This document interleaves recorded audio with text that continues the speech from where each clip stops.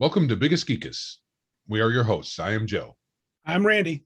This is episode 55 of our podcast, and the date is Wednesday, September 29th, 2021. How's it going? Pretty good, man. Pretty good. Got out and did a sweet little bicycle ride today. About 20 miles, a little less actually. So, but it was good. It was good. I'd lost 3 pounds last week. All right. Happening, baby. 3 pounds. 3 pounds. Well, I'm down 23 since last time I did that. Off your earlobe? One of your earlobes. Yeah, I just fell right off. It was pretty sweet. Yeah. So I'm hoping I'm trying the intermittent fasting still. It's working out. My stomach is adjusting to it. So not as hungry as I was a few weeks ago. That's good. It's good. Still fat, but not as fat. 20-something pounds lighter. Cool. So, cheater. Hey, we're going to get to that. Go ahead. We're going to get to that. I'm in charge here. My bad. You are in the co-pilot seat. Shut up. I'm not good at the co-pilot seat. You know that. Yeah, you are not. I'll shut my hole. So we had some call-ins. We had some email. One of our stories needs to be attributed to Mr. Josh. I believe it is trying to find it here.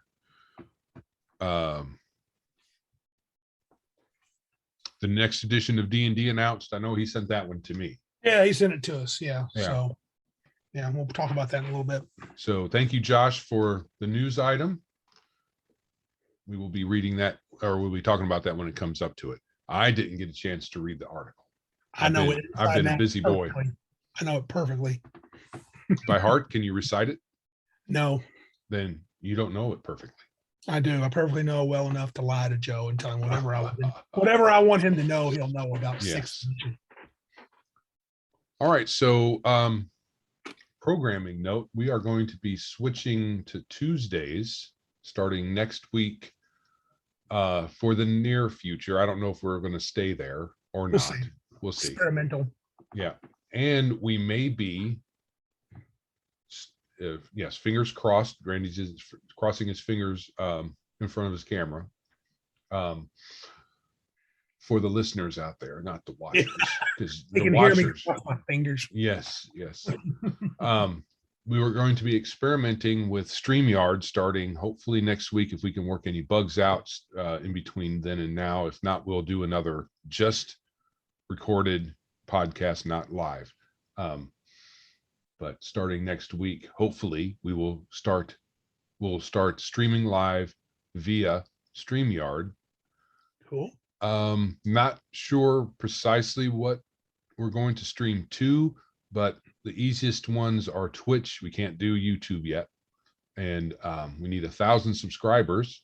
Oh, it's a long way to stream live on YouTube. But there's Twitch, and then there's a couple other places, maybe Facebook, and Odyssey. And we'll see what we come up with by next Tuesday. We will announce something at some point.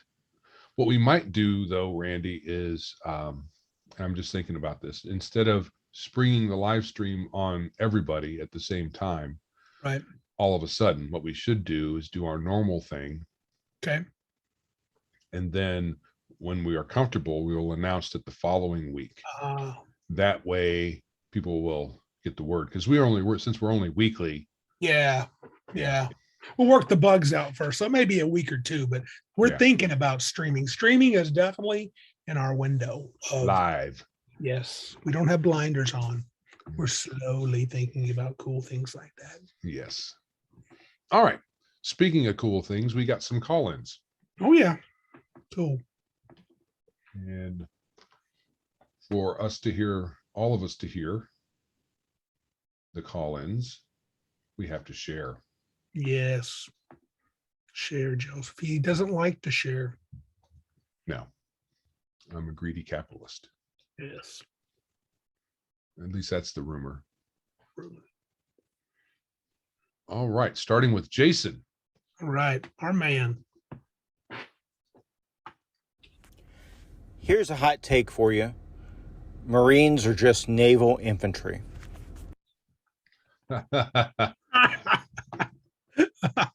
Okay. I don't know if we have any Navy guys out there, but listening. I got family and we got friends here that are Navy. Yeah, We got they don't. Marines and Army. You're Army. I'm so- Army, but do they listen? Not us. If any of you Navy folks out there are listening, are in the Navy or were in the Navy, you can respond to that. That would be interesting. I have no comment. I did not serve, so. I was in training, and there was a former Navy, moved into the Army, and was in training at the same time. We were in our school training, medic training, and he had the funniest way of marching.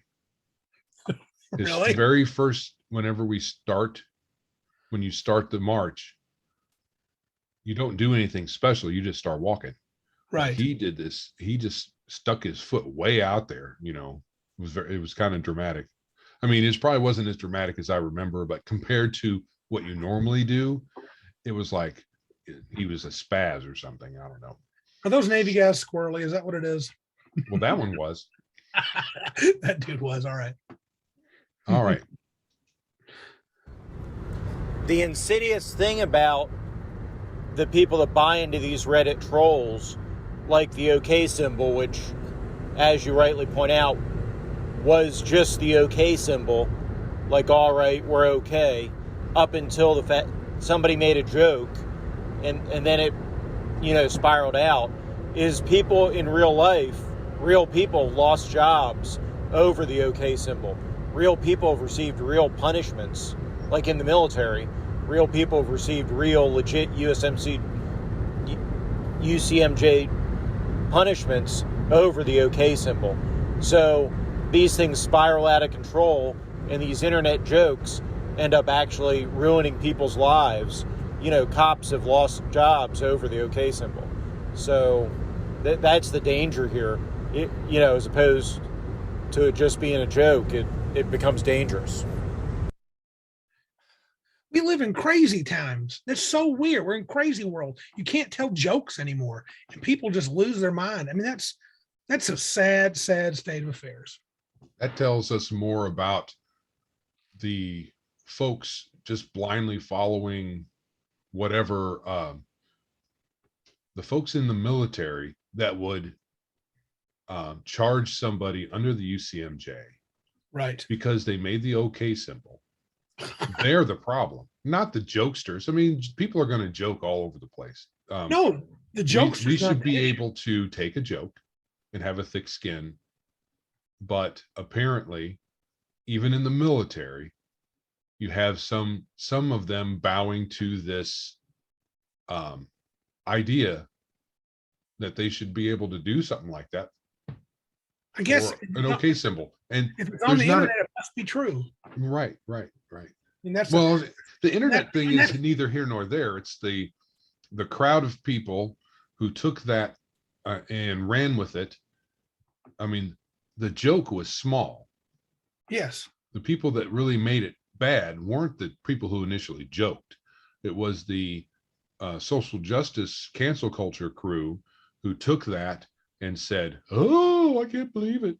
And then it got picked up by people outside of the internet, whatever community, to also pick up on somehow this symbol that they've always used, always known was a particular thing, and let themselves be led into thinking it's something else. Yeah, and then acting on that in the military. I mean, I would say I would put the blame on two people. The sort that got their panties in a wad about the OK joke or whatever, it being a symbol of Nazi, because it's a buzzword. Oh, it's Nazi. It's a Nazi symbol, and people go nuts just by seeing that. It's like, why don't you stop and take what happened to? Like, I get it. You can pull the wool over my eyes. I'm not difficult to trick, but usually when something sounds a little bit weird, you at least say, "You got to be kidding, dude! Right? That can't be right. That can't be right." At least ask that question. Right. I mean, it's not like folks were saying it's always been a white supremacy symbol.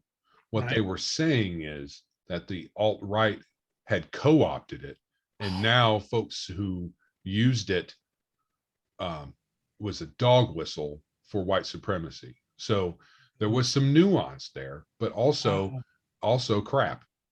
Yeah, nuance made from gigantic assumptions of pure stupidity, which are completely unproven. Prove the alt-right took it. Prove it. Show all their massive also protests. Even not considering that. Let's say a lot of people in the alt-right used it as some sort of thing.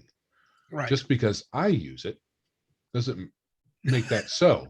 No. I mean, if every alt-right individual wanted to wear a blue t-shirt for some reason, does that suddenly make the blue t-shirt you can't wear that anymore? You can't wear a blue t-shirt. The alt-right wears blue t-shirts. Yeah, it's stupidity. Yeah, on many levels. Yeah, so the blame belongs with the administrators of whatever so-called justice they thought they were doing. Right. Oh, you skipped one. I haven't read that article. I did. Yep. It's like there was a thing last year, or maybe in the past year or so, with Boogaloo. That's it. And these folks that, according to the internet, were all white supremacists, crazy, anti-government revolutionaries, right? Separatists that would wear Hawaiian shirts and be armed to the teeth, and it became the Boogaloo thing, and it makes it so, depending where you work and what you do, you get second looks when you're wearing that Hawaiian shirt that you've been wearing, or if you're wearing Hawaiian shirts the last decade or the past 30 years, and now all of a sudden you have to be careful not to wear that shirt around certain people, or you get unfair accusations, then you have to legitimately defend your job against. So I don't know how to fight cancel culture easily for the average person. So I don't know. Well, it's an uphill battle for most. Notice Jason, he had the example for us. We just waited and listened. You used the blue shirt, he used the Hawaiian shirt.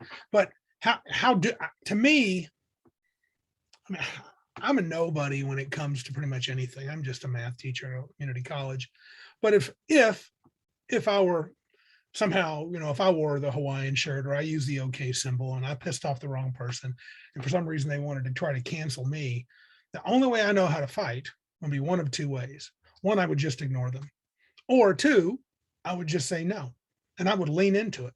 And I would not bow down, and I would not apologize, and I wouldn't care what they said. I would say, your accusations are beyond stupid. And honestly, if my college supported that and had to let me go because of that, honestly, I'd be happier that they did, because I would not want to be a part of that kind of organization. You'd have grounds for, go ahead. Yeah, I'd have grounds to sue them too. And grounds for wrongful termination lawsuit. Yeah, but I mean, I wouldn't want to work for that company anyway. No. So the truth is, I can tell you're totally weak, you're weak-minded, and you're weak-willed. So go ahead and fire me, and I will sue you for wrongful termination. Whether I win or not, I'm fine, because I don't want to work for you. Yes, cancel culture is weakness of character. The only thing to combat it is having strength of character.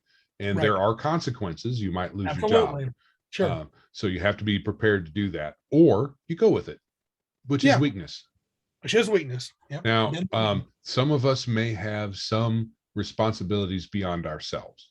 Yep. So I have responsibility, but I tell you what, if I told my wife what was going on, she would say, well, I'll follow your lead. Let's do whatever. So would my wife.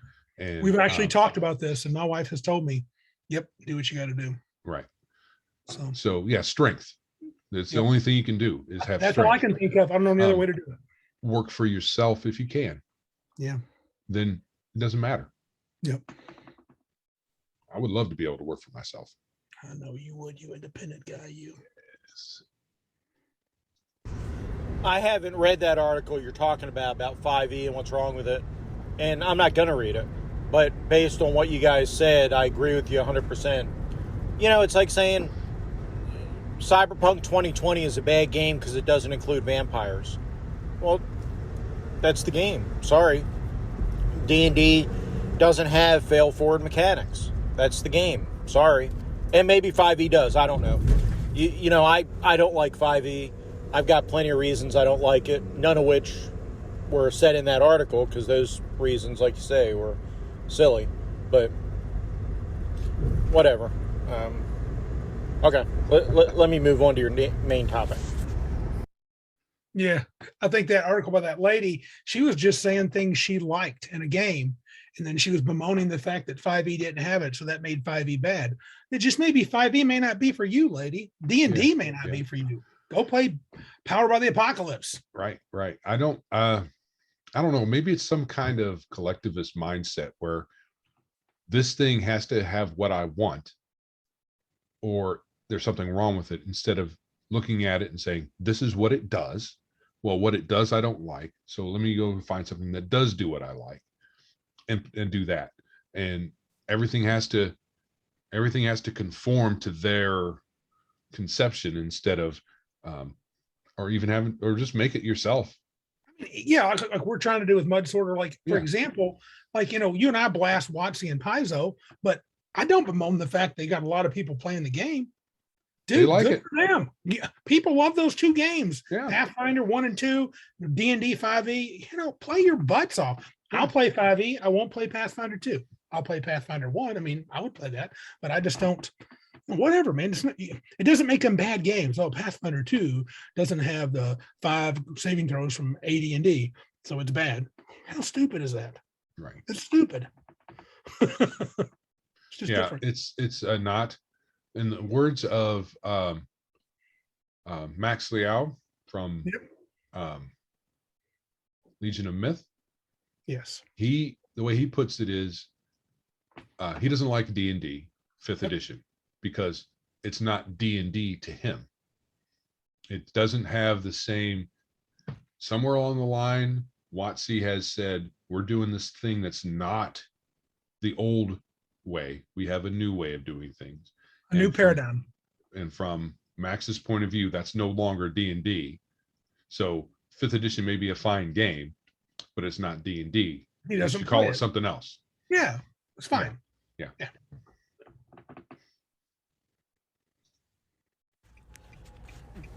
Character builds. Yeah, man. I really think it just depends on the table. I think any of the options can work. Although I'm not a big fan of. I have built games around people's backstory before. I'm kind of sort of pulling elements from people's backstory in my upcoming Cyberpunk 2020 game to build, but that's just going to be a short 4 to 6 session mini adventure. So it's like a movie. But I don't know. I like rolling up things randomly and just rolling with it. I like having games where I can have a low dexterity thief and not be punished. So that's another reason I don't like 5e and games of that ilk. But different people have different thoughts on all this kind of stuff, and that's okay. But yeah, definitely everybody at the table has to use the same method, or it's going to be hokey. I like to ask Jason about that low dex thief. Is it a thief that's more like a thug than a finesse type of dude? Because if you got low dex, in most versions of the game, well, I don't know. I mean, what we call low, what he calls low could be different. He consider a 12 low, and if you're playing AD&D, that is low. There's no bonus. It's not a penalty though, but there's no bonus. Right. So if you're talking about average, below average, right. So if you're talking about below average as low, you got some explaining to do. It may just be it may not be a finesse thief. He walks up to people, knocks them in the head, and takes their stuff. That's still a thief. Or steals when he can. He's just not terribly deft at it. But an old school thief, if you didn't have a dex bonus, if you didn't have a high enough dex, you sucked for a long time because your chances to do anything were very low. Yeah. Base I think the base numbers for like 1st and 2nd edition D&D, well, I don't know about 2nd. I can't remember how they did the thief. If it was pretty similar. If it was, then your base percentages, except for climbing walls, was like 15 or 20%. I mean, it was very low. Yeah, you had a little chance to do the job you're supposed to do, even if you had good stats. Right. It didn't matter. Right. Now, to be fair, I get what Jason's saying about I've done backgrounds too. Look, I've run the gamut of how I've run games. I've been super railroady when I was young, to let the dice fall where they may, to try to build a story, get every character involved with their background, try to make a cool narrative. So doing very not quite story gamey, but heavier story or focus. To now, I'm leaning more in toward old school. It's like, roll up your character. Let's see what happens at the table. I really like that. Joe says that a lot. The story happens at the table. And I'm with that on character creation. I'm really preferring random. I can't believe that I'm coming back to that, but I am. People complain about needing to do a lot to get going. Mm-hmm. But if you want to just sit down and roll some dice, you can still have a story emerge at the table with very minimal prep on anybody's part. Yeah. Even the DM. You don't have sure. to, you're not going to be as little prep as the player, the people running the characters. I can't do it. Other DMs probably can, but I can. But you can start out with a few sentences on the world, a bunch of random tables, and let's go and see what happens. And then the story can emerge, and you never know what it's going to be. If you say, I want this story, you're kind of setting things down kind of in stone, and you're maybe putting the cart before the horse. Yeah. And you're definitely setting some rails. Yeah. And I've done that. So rails are okay if they're wide. Yeah, wide enough. Yeah. Mm-hmm. It's funny you mentioned dividing up the treasure. I've recently in a game, I won't go into details, but there's a spat between players. Well, the players said they were both at doing what their character would do, but there was some hard feelings over some treasure, and it kind of devolved to the point where at the end of the session we had a good talk to air out feelings and to clear the air, and in the end it was a kumbaya moment. Everybody was happy and agreed that let's do this a little bit differently in the future and whatnot. So it worked out okay in the end. And every now and then groups have to have that, everybody has to sit down and talk and say, is anything bugging you about the game? This bugs me a little bit, or this, and it, air your grievances. So this worked out good in the end, but it's funny because it was, in the middle of that session, I was thinking, darn, so-and-so is going to leave the game. Luckily they didn't. We've had some moments like that. I think the treasure splitting, that can sometimes lead to a little bit of, I wouldn't say hurt feelings, but a little frustration for some people if they don't. Sure. If you haven't gotten any lose the last couple of drops, you'd be like, I want something. Yeah. It can be a source of irritation for sure. And there's interesting too when you think about this is interesting that I think, what if a player? I mean, you can come down and say, roll my character random. I have no idea what he's like. I'm just going to play. Or you could come down and say, I rolled a random and this is what I want him to be like. And sometimes the way you want him to be like can cause friction within the group. Mm-hmm. And as long as everybody's okay with that friction, it can work. But a lot of times I would say, we talked about before, make decisions that are fun. Don't make decisions that just because that's what my character would do, even if that is what your character would do, because it may not be a fun thing that makes everybody else have a good time. It may screw their good time. Right. I'm okay with the occasional inter-party conflict. And like you say, once in a while, like once every few years, having a player turn bad, in a campaign for a twist. I'm okay with that. But it's got to be a pretty rare thing. I don't want to be doing PvP all the time or be at each other's odds all the time. I like for it to be more of a teamwork game. But the occasional monkey wrench thrown in there can make things interesting. Given that your party is mature enough to be able to do that, and after the game be like, that was really cool what you did. So as long as everybody's okay with that kind of thing, I think it's definitely on the table. I'd be down for that. But I know there are players out there that get butthurt over that kind of thing. Yeah, I can be a little bit like that, a little butthurt.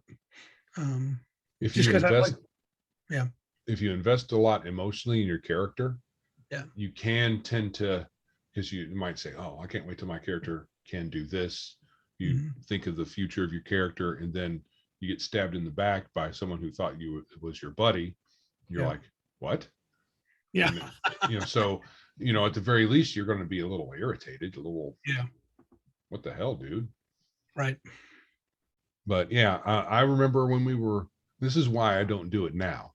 Yeah. Because when we were 13, 14, 15, that's what we did. So I kind of look at it like it's a little immature to do all the conflicty stuff within the party.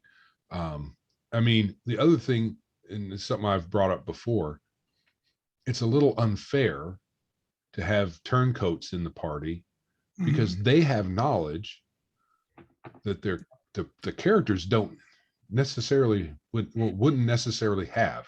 So they're going to act on stuff that they shouldn't know about, and be able to get away with stuff that they may not be able may not have been able to without that knowledge.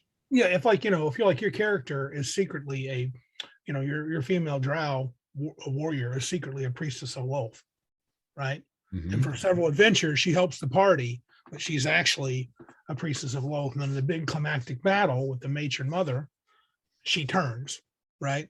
And that could be cool once. And that's what you're talking about. She knows stuff no one else does. But there's also this possibility.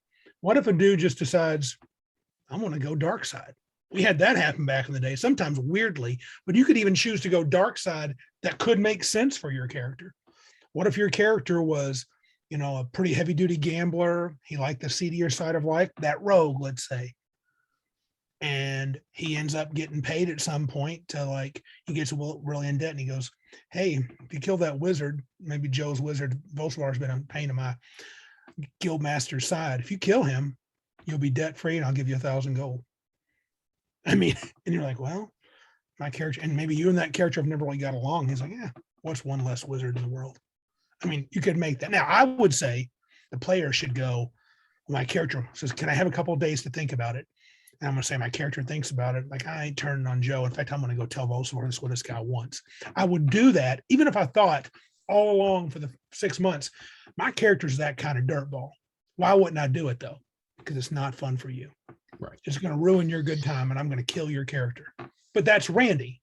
And, you can say, well, look, my character could make that decision. Look, I'm a butthole, but I'm not that kind of butthole. Right. No. I mean, if you run your party where you're not all buddy, yep, and you don't just, when there's so many things that happen at the table and that every player is privy to, but not necessarily every character. Correct. It's just, I just think it's a bad idea. Yeah, I've not been able to see it run. It's run well a couple of times, but usually they're pre-planned. I think, let's see, when it is a problem. Did I just play that one? Start it. When it comes to player agency and, turning people to stone and all that, I don't have any issue with turning people to stone or charm person, hold person, disintegrate, whatever. Like you say, what's good for the goose, good for the gander. And honestly, getting turned to stone is basically, to me, like save versus death. It's just part of the game, right? I do think there's an issue, or they're not an issue, but what I do find is kind of crappy is, let's say you run games like you guys do. So you're playing 6-hour games or whatever, right? You sit down on the weekend, you sit with your buddies, you play 6 to 8 hours long. Well, something happens in the first half hour that takes that character out of the story for the rest of the game, the rest of the session. And now you're just sitting there for 5-6 hours twiddling your thumbs. I think there's a problem with that. Depending on the game. He's got a follow-up, right? Oh. Now, there are a lot of ways around that, right? Maybe you just roll up a new character when they're turned to stone, or maybe you give them a henchman to take over. There are things you can do to let that player stay engaged in the game. So this isn't really player agency. This is just not being a dick to your players, right? So if you're in a 6-hour game and the player's taken out half an hour into the game, well, you don't want your buddy to sit there for 5.5 hours. I mean, that's, so you got to give them something to do. Let them roll a new character, give them a henchman, do something. And I think as long as you're doing that, so they're still playing the game, it's not a big deal. I think when that hold person or turn to stone means, well, go watch the extended cut of Lord of the Rings and come back, and maybe you'll be back in the game. Nobody wants that. So I think, that's not a player agency thing as much as, you came to play the game, let them do something kind of thing. I think if you're out of the game for 20, 30 minutes, that's not as big a deal. Right. I agree with all that. Agreed. Did you have anything to add? You were going to say No. something. He pretty I was much going to say what Jason yeah. said. He got it. Yeah. He nailed it. The one time I am a little bit of a weak GM, and my players are going to see this when we play Cyberpunk 2020, is so in Cyberpunk 2020, a headshot is a minus 40 roll. So it's not, it's pretty and it uses hit location, so 1 in 10 hits is going to, by average, going to be a headshot anyway. In that game, if you do, hopefully that cop's not turning around to pull me over. Let me stop this recording for a minute. No, he's pulling somebody else. Okay. Anyway, in that game, if you take 8 points of damage to the head, you're dead, period. And headshots do double damage. So headshots are pretty much automatic kills. It's John Wick, the RPG, right? So I won't intentionally do headshots I won't have my NPCs make headshots. If it happens for the random hit location, then that's okay. That's the game.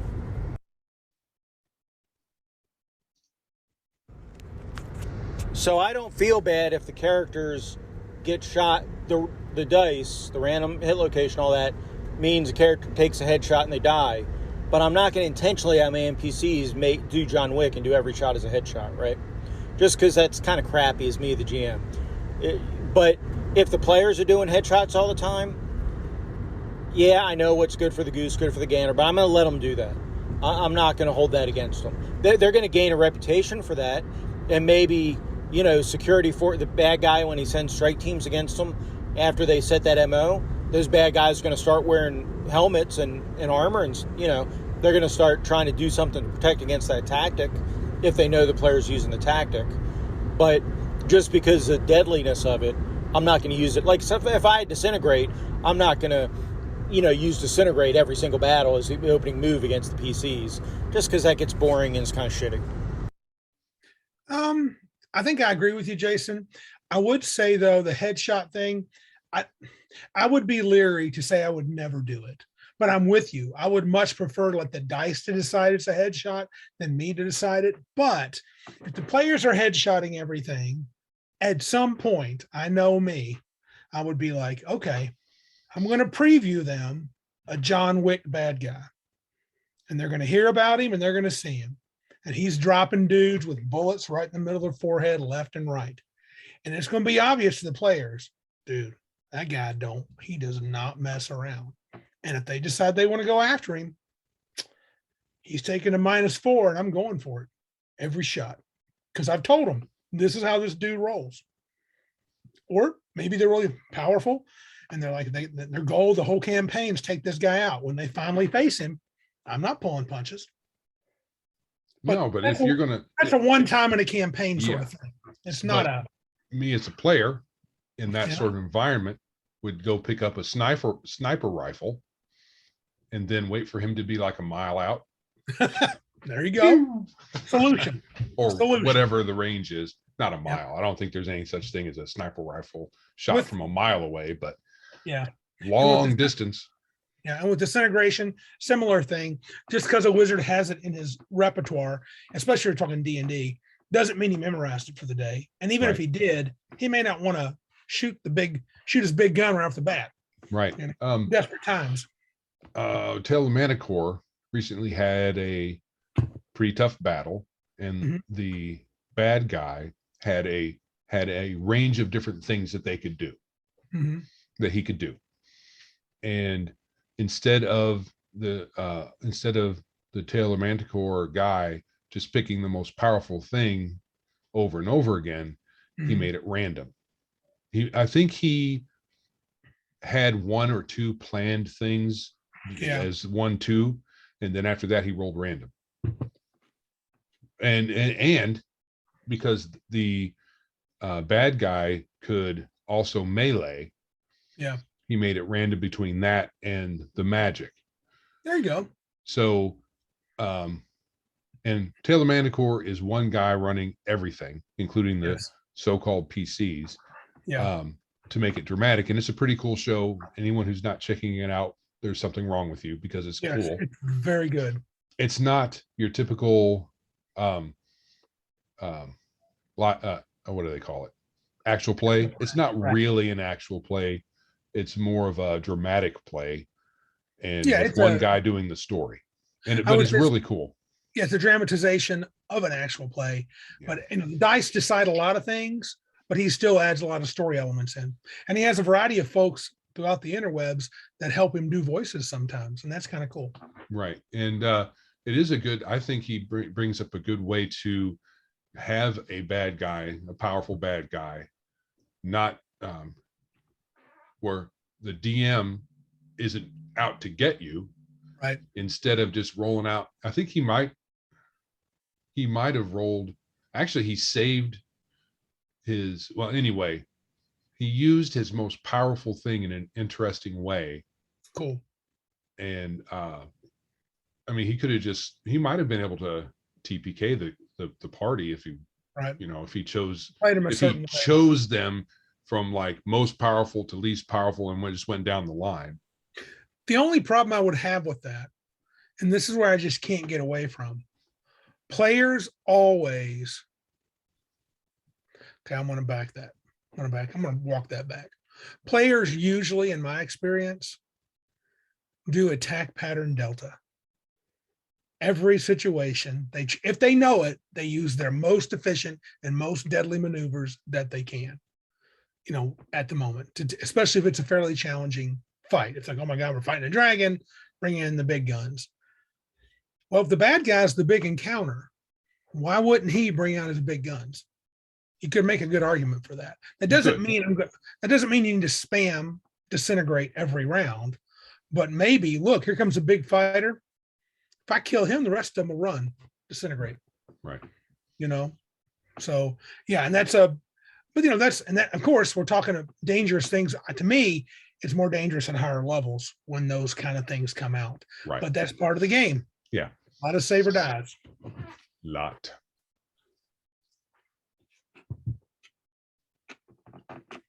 You played that one. I was wondering.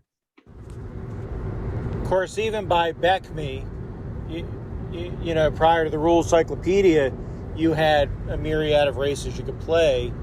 In